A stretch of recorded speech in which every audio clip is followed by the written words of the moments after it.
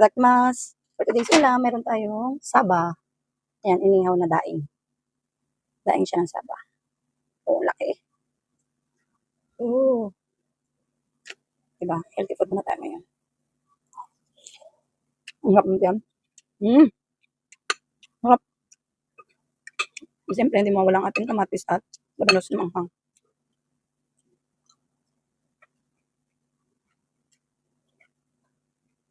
Meron tayong ginamos na talbos.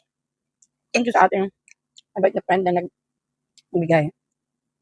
Oo. Sasaw natin sa bagoong isda. Kaya sa kanin. Sarap sa kanin.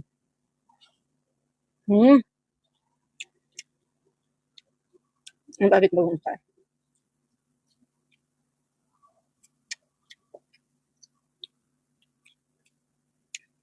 Bandamihan natin. Ang paganda ng daloy ng ating dugo. Ito lang.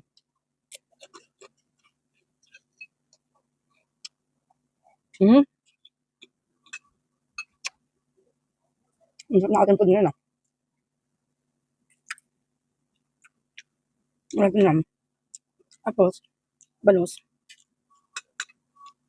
Kamatis.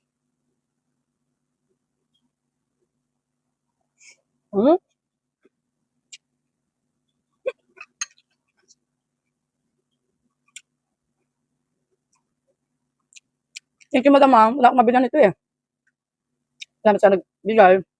Ating mabait na friend. Wala akong mabibilan ito kasi ito, hindi nila ito hina-harvest. Tinatapon lang nila ito sa Japan. Tsaka yung mga talbos ng mga kalabasa, yan, hindi nila yan alam kainin.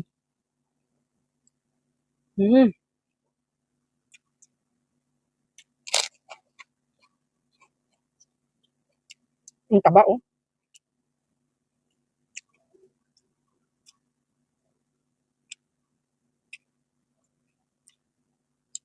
Ang dahil nila dito. Hindi masyado maalat, kaya mabilis yung expiration date. At saka piniprosen nila.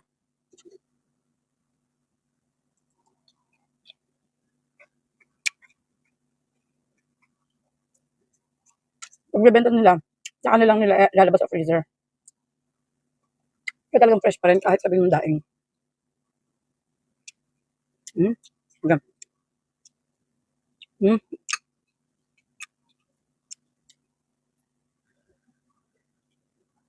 Sobrang sarap niya.